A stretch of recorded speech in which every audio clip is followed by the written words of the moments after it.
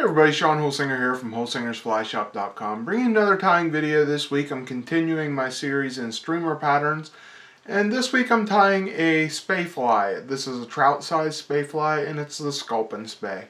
Cool pattern, natural colors, meant to imitate the Sculpin, got a lot of modeled colors in it, and this one does too. Very small, so it's keying in on a trout size fish. You could also swing this just as easily for bass or steelhead, like the rest of my patterns in this month's series. So give it a try. It's a pretty easy fly to tie, and just a couple little things about it. One thing is I'm using an articulated shank from Fish Skulls here. You can use these if you would like to. If you don't want to order them, take a nice long streamer hook, take a pair of lineman pliers, cut the streamer hook off, and just use the streamer hook. I've done that plenty of times in other Spey fly style flies or articulated flies. It's easy to do that. It's cheap to do that rather than ordering some extra Fish Skull articulated shanks or something like that. So that's another option for you. Just cut that long hook shank down. The key is on this one, I want it to be about 3/4 of an inch long. That's how long I want my shank to be, just a nice short shank. I don't want this to be a big long fly. If you do, upsize it and go with bunny strip instead of pine squirrel zonkers. You know, use a bigger bunny strip and you make a much bigger fly here. But it's all the same techniques, just using some different materials. Anyway, here you're going to see a picture of the fly, then material list to tie it.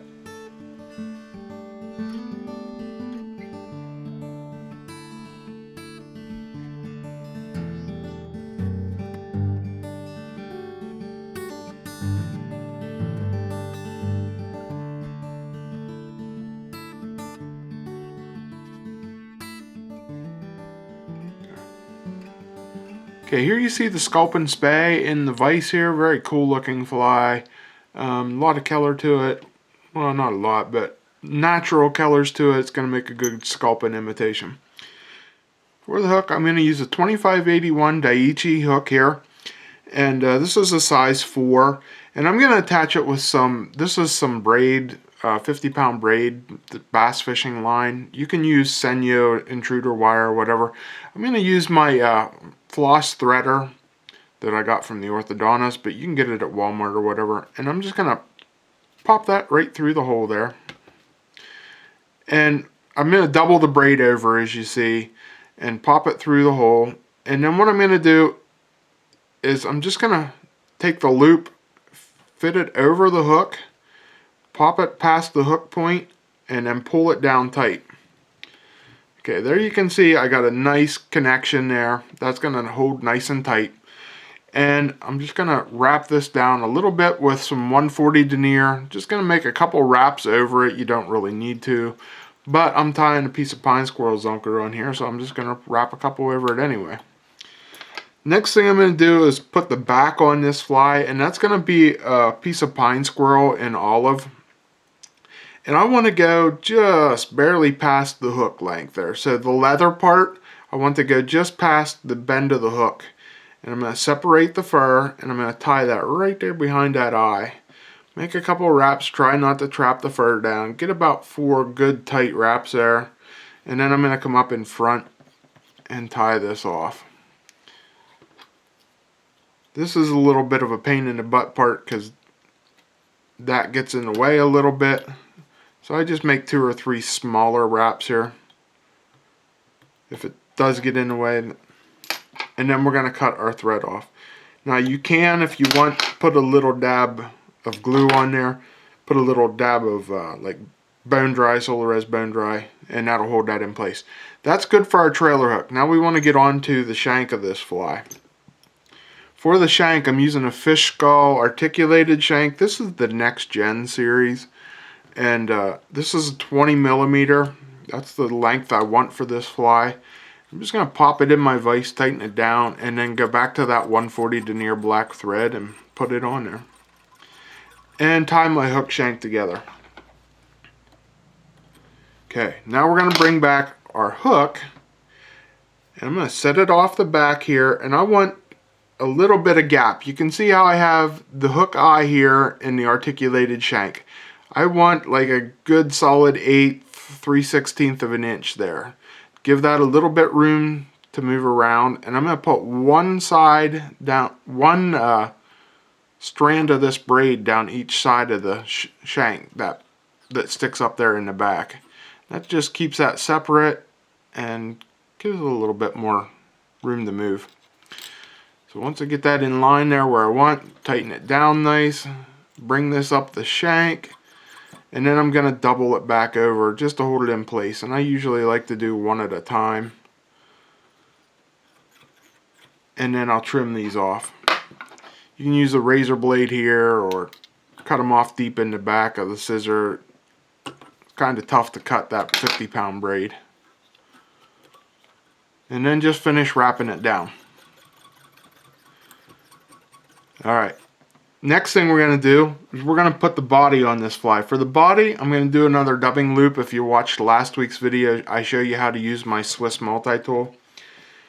And I'm just going to make a dubbing loop with it. Use whatever dubbing loop tool you like to use. This is just the one that I prefer. And I'm going to start that on the hook there. Get my loop ready. And then for my dubbing loop, what I'm going to use is some burnt orange Prism and some SLF pattern blends, Red Squirrel, Nymph, Thorax. So I want about 1/3 of the burnt orange, 2/3 of the Nymph Thorax, and I want the overall length to be like about 2 inches long. I'm going to put that in my dubbing loop there, center it up nice like you can see here, well, barely see, and just center the dubbing in the loop, push it up towards the front, and then give it a good spin.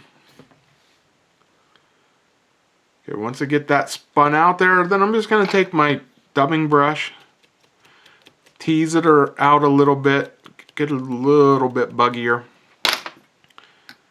and then I'm going to spin this up the hook. I'm going to use my Renzetti vise here and just spin that right up the hook. I want to keep that orange back there at the back just to give a little hot spot in the fly, and then wrap that up towards the eye. And I don't want to get too close. I want to leave about an eye's length behind the eye, and we're going to tie this off. So this is about a 3/4 inch long shank, so there's not a lot of room to work here, but it makes for a nice length of the finished fly. So trim that off, make a nice little head here, and then we can brush this out a little bit more.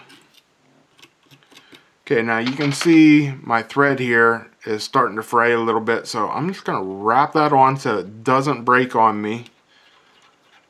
There we go. Next thing we're going to do is we're going to bring this pine squirrel up over the top, and where I tie it down, I want to tie it down right there at that head where you see. So I'm going to separate the fur on the pine squirrel strip and tie it down. Back up over there just a little bit so I don't crowd my head too much. And then we'll clean this off. Next thing we're going to do is we're going to make the head on this fly. To do that, I'm going to take this black barred rabbit strip. This is gold variant. Nice color changes in it, so it just gives you a little bit more of that mottled look of the Sculpin. And to do it, we're going to use a dubbing loop, but this time I'm going to take about a 1/2 inch of that black barred variant, put it in my Swiss clamp here, and I'm going to spread that out and thin it out just a little bit, as you can see. Keep all my tips lined up, and we're going to put that in a thread. And when I use a smaller amount of dubbing or material, whatever, I like to split my thread with a needle instead of doing a dubbing loop. So I'm going to take my thumb or my finger, put it underneath the thread, and just keep rubbing a needle up alongside it, and it thins out and flattens the thread here. When you get it flat, then I just stick my needle in the middle of it and split the thread in half, as you can see. Once I get it split in half, I'm going to take my clamp, put it in between those two strands of the thread, pull the material where it comes out right at the end of the thread there, and then put my finger under it and give it a spin. Give my bobbin a spin, and that's going to twist up all the material in the thread. There you can see it brushes out, makes real nice. So next thing we're going to do is we're just going to wrap this on this head here, and as I wrap, I'm going to tease all these fibers back. And I just want to keep it back as far as I can. Try not to wrap over your last wrap, but make it tight up against it. And we're going to wrap it right up to that eye. Once I get up to that eye, I'm just going to clean it off and wrap back over it just a little bit to make all my material continue to go back. Clean up ahead on it. And last thing I'm going to do, I'm going to use a pheasant skin. And I'm going to use the rump of a rooster pheasant. And I'm going to take the feathers off the rump on it. Here you'll see one here. These nice bluish colored feathers on the back. That's what I'm going to use. I'm going to strip all the fluff off. So I just have the tip of the feather. And then I'm going to grab the tip and stroke all the fibers back on it. So it's just the tip like that. And we're going to tie down the tip on the eye here.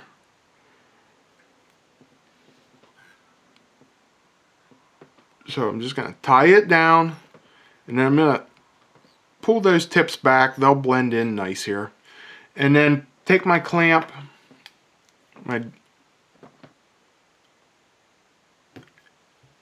Whoops, didn't mean to do that. And as I turn this, I'm going to peel these fibers backwards to get them to lay back over the fly. And I should only be able to do about a turn and a half or 2 turns here. That's all the material that's on the feather. And we're going to tie it off. Try not to trap fibers. You can see I got some falling forward there, so just peel them back. Tie that off. Keep teasing them. Get 2 or 3 wraps on there, and I'm going to cut that feather shaft off. And then we're going to clean up this head. There we go. Get all that material going backwards. And then tie off. Whip finish it off.